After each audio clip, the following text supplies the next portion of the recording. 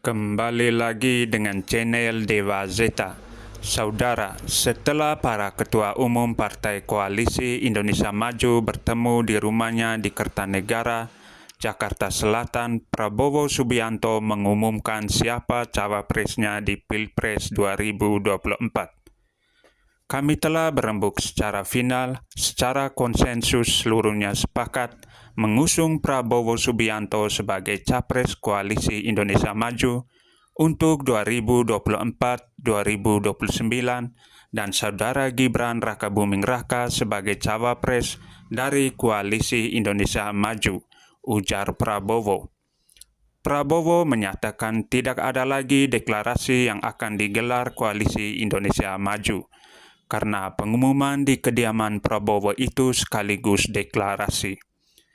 Itu adalah keputusan yang sudah bulat dan sudah tidak perlu dipertanyakan lagi. Padahal di hari yang sama saat Prabowo berkunjung ke Surabaya, dia sebutkan bahwa deklarasi cawapresnya akan digelar hari ini, Senin 23 Oktober 2023. Apa yang membuat Prabowo mempercepat pengumuman Gibran sebagai cawapres?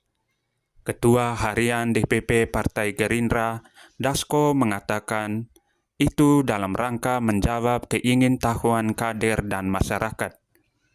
Itu juga banyak sekali pertanyaan dari masyarakat mengenai capres dan cawapres, sehingga diumumkan capres dan cawapres Koalisi Indonesia Maju, yaitu Prabowo dan Gibran.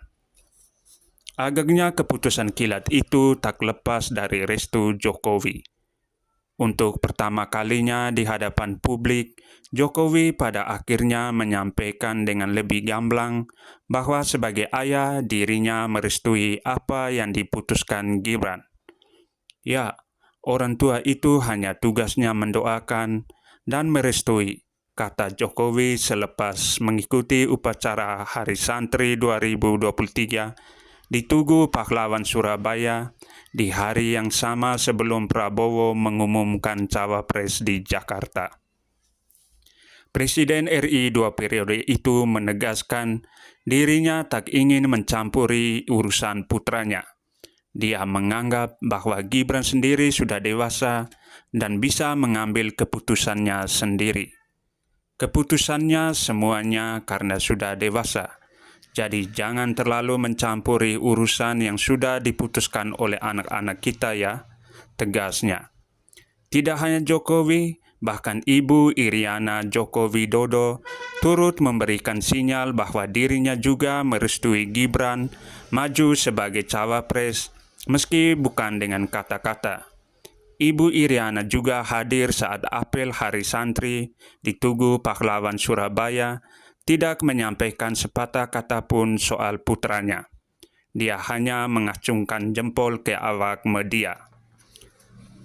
Selanjutnya, setelah diumumkan Gibran sebagai cawapres, Prabowo Gibran akan daftar capres-cawapres ke KPU 25 Oktober. Keduanya secara resmi telah diumumkan sebagai pasangan bakal capres dan cawapres dari Koalisi Indonesia Maju yang diusung 8 partai, masing-masing yakni Partai Gerindra, Partai Golkar, Partai Demokrat, PAN, PBB, Partai Gelora, Partai Prima, dan Partai Garuda. Prabowo menyebut ia bersama Gibran akan resmi didaftarkan ke KPU pada Rabu mendatang. Prabowo menyebut keputusan itu final dan diputuskan secara aklamasi. Sementara Gibran tak hadir dalam pertemuan tersebut.